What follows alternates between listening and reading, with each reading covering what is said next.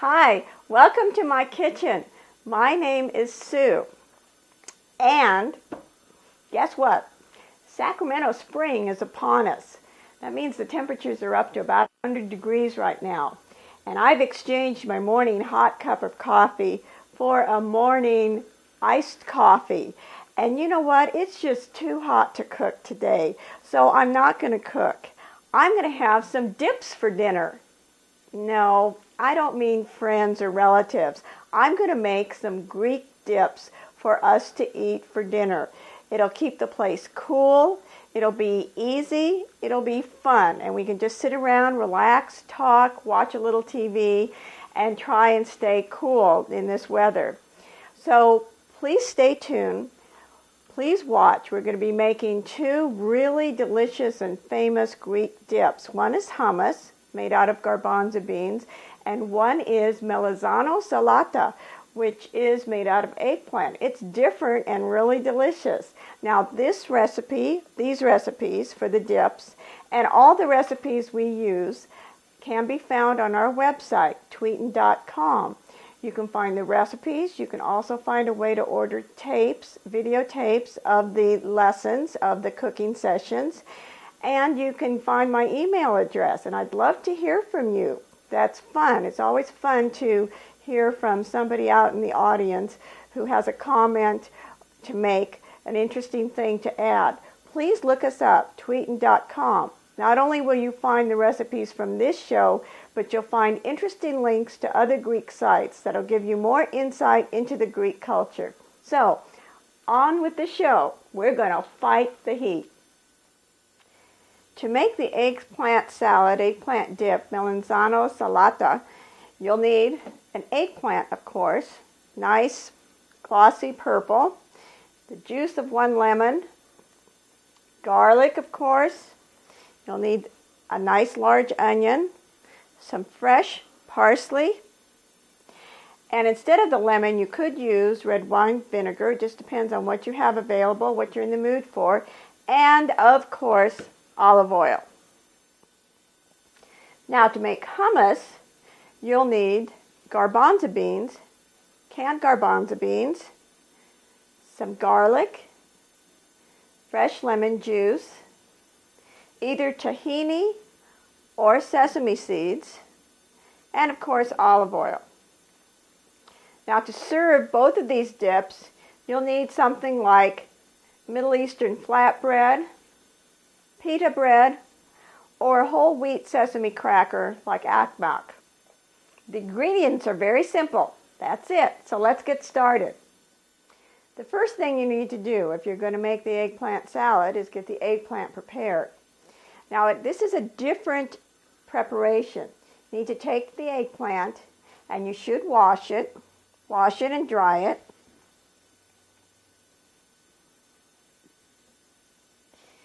And rub it lightly with some olive oil, or actually any kind of oil would work. I'm just going to pour some olive oil on my hand and give it a rub. And as long as I have oily hands, I'm going to rub the surface of this little baking dish. I'm just going to put the eggplant in the baking dish.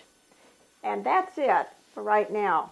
What we're going to do is bake this eggplant at 350 degrees for about an hour until it's soft and tender inside. And we want the skin to be almost charred to give a little smokiness to the eggplant flesh within. So that's the key to this salad that makes it really different, makes it really tasty. So into the oven goes our eggplant. Now this is going to create the most heat of the two dips, baking the eggplant. So I would advise that you do this early in the morning, or you could do it in a smaller countertop toaster type oven. But in it goes, 350 degrees for about an hour. And then I'm going to test it to make sure it's tender, soft all the way through, And if the skin gets a little charred or a little black, that's fine, because as I said, it'll add to the smoky flavor.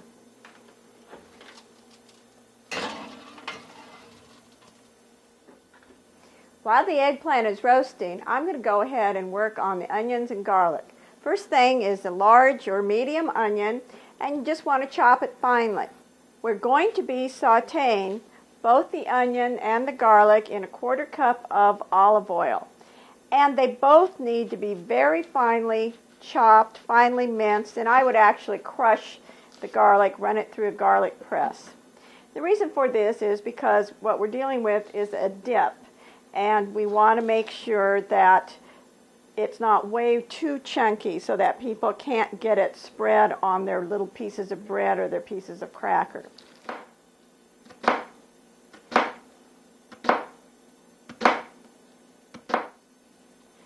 This is about the size that you want. Little teeny chopped bits of onion. Not too big. So that's just fine. All right, my onions are all chopped. Now I'm going to go on to the garlic. We need 2 cloves of garlic. This is not going to be overwhelmingly garlic flavored because it's going to have a little bit of a sweetness to it, and we want the onion to predominate. Now I'm at the tail end of a head of garlic, so my cloves are really tiny, and that means I'll add some more to make up for the loss. But 2 nice sized generous cloves of garlic should just about do it. I'm going to try a new gadget. My mother gave me this. She's seen it on TV, so have I. You're supposed to be able to put the garlic cloves in here, roll it around, and the skins come off. So we'll see how well it works.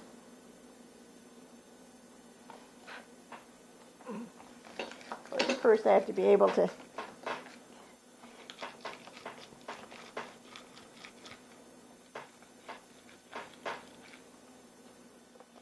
well, yeah, look at that. The skin actually did roll right off. Hey, that's pretty neat.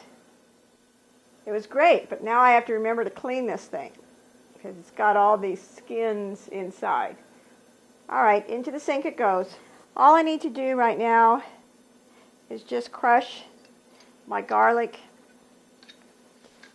into the onion. And the reason I'm crushing it is just because I don't want to have any chunks of garlic in this dip. I don't trust my ability to chop the garlic finely enough, so garlic press it is. And that's just fine. Now, I'm going to add a 1/4 cup of olive oil to the pan and put it on the heat and get it started cooking. I'm adding a 1/4 cup of olive oil. Now, this may seem like a lot, but remember, it's not just to saute the onions and garlic. It is to go throughout the entire eggplant salad. What I want to do is get these completely cooked, tender, and soft. I don't want anything crunchy. So I want to saute them slowly. If they caramelize or brown a little, that's just fine.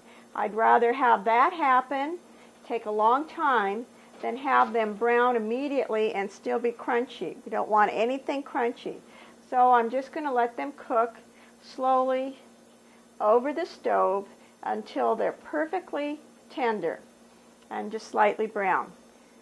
This eggplant salad or eggplant dip is very simple, but it has a lot of different contrasts of flavors and textures.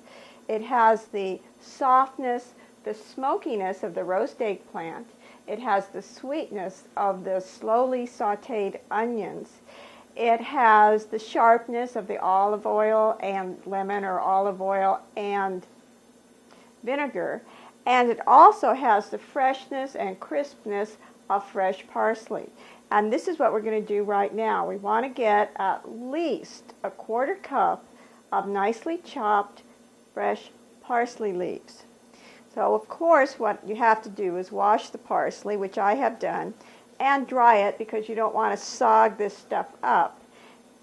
Then you need to just remove the parsley leaves from the stems. Get a goodly amount, just kind of guess it. Chop it, and make sure you get at least a 1/4 cup. I'm guessing that I have enough parsley here for a 1/4 cup. So I'm going to start chopping. If I don't have enough, then I'll just keep working at it. The parsley adds a beautiful color. It adds a nice texture and a nice flavor in contrast to everything else in this salad that's cooked.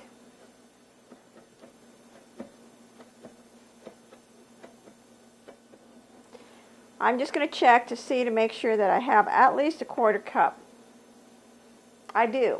And all this extra is going into the salad bowl too. I don't want to lose any of the parsley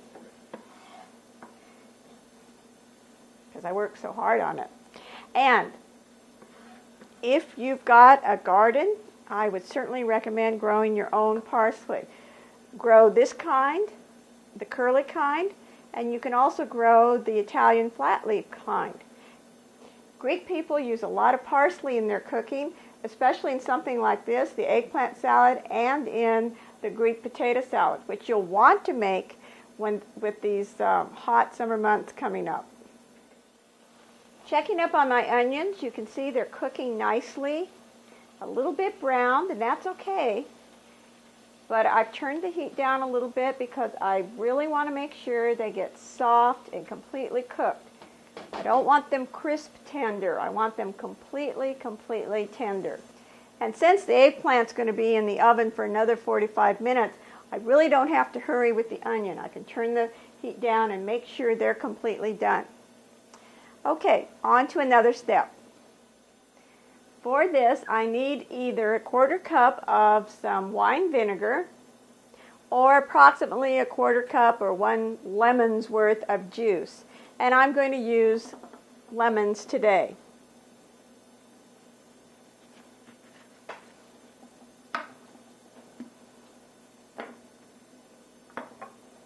So just 1 lemon's worth of juice. Not going to sit around and measure it to make sure it's made a 1/4 cup.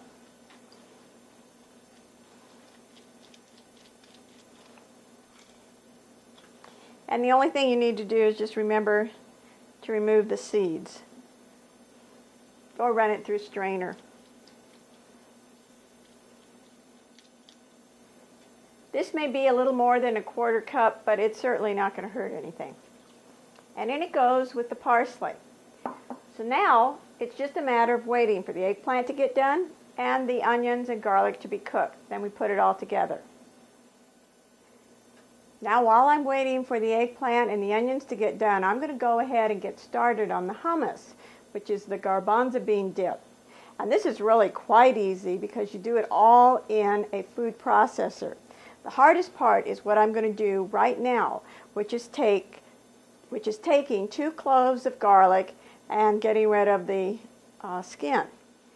And you can see these are more my size types of garlic cloves. They're nice and generous. So into this new gadget they go.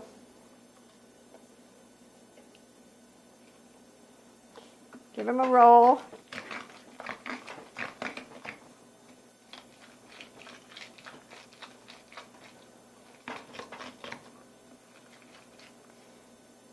And that's it.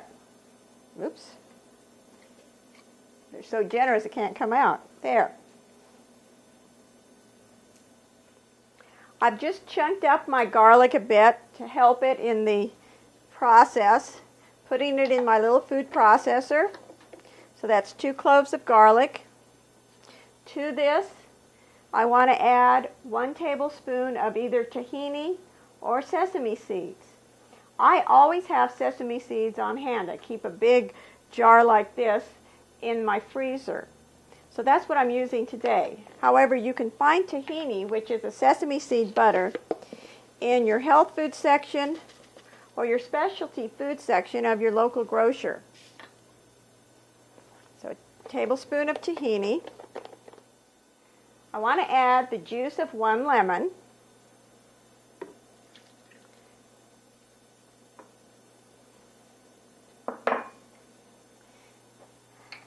I also want to add 1/4 cup of olive oil.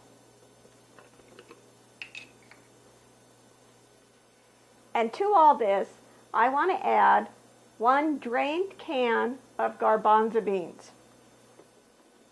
And now it's just time to process them. Smush them all up.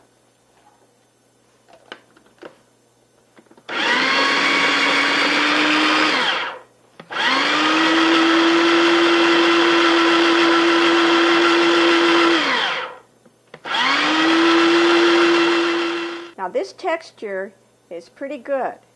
I don't want it too thick, so thick that no one can get a piece of cracker or pita bread in there.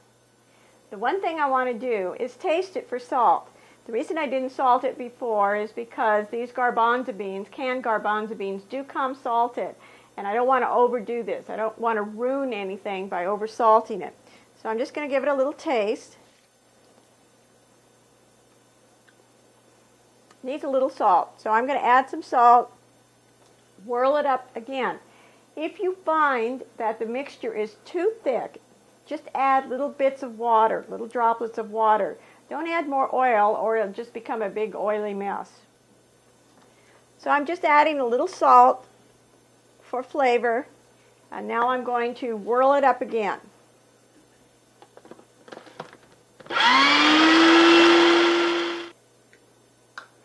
And that's it. It's really simple. The only thing I have to do now is just put it in a bowl, cover it, and stick it in the refrigerator. It needs to refrigerate at least an hour so that all the flavors can blend together. That's it. It's been an hour, and I have checked my eggplant. It's nice and soft. I poked it. It was really nice and soft. And the skin is nice and brown. A little part of it has become black and charred, so it's perfect.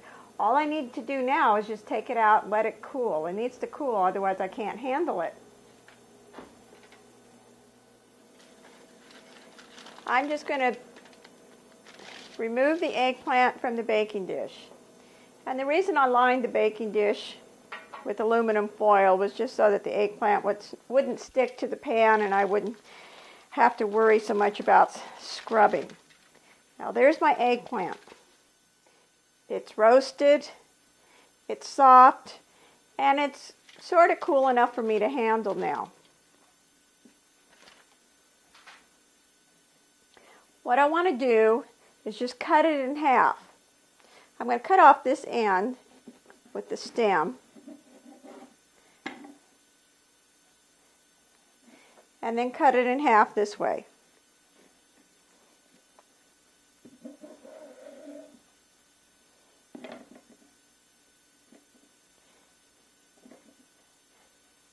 And that is just perfectly cooked. The next step is to just remove the pulp, the cooked eggplant pulp, from the skin. You can do that with a regular spoon, with a knife. I'm going to try it with a grapefruit spoon. See if that makes it a little easier. I'm just going to, I don't want to leave too much of the pulp behind. That's why this needs to be cool enough for you to handle, because you want to be sure that you're kind of careful in removing the pulp from the skin, and you don't want to leave a bunch of pulp behind. Because what's the use of that? There's not going to be enough eggplant in the salad. So just scrape it out.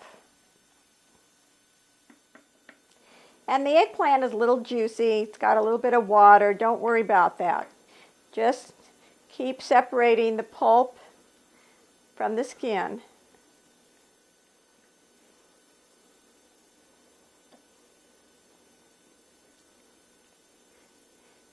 Okay, that's it. And here's my skin, which I will be discarding. The next step couldn't be easier. You've got this nice cooked pulp. The main thing is just kind of chop it up. So just get in there, chop it up.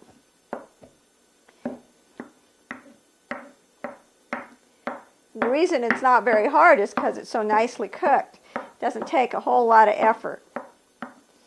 You don't want to pulse this. It's not supposed to be a completely smooth paste. There is supposed to be some texture.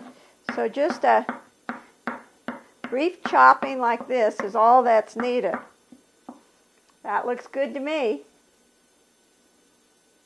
So I'm just going to take this chopped up eggplant pulp and put it in the bowl that's holding the chopped parsley, lemon juice.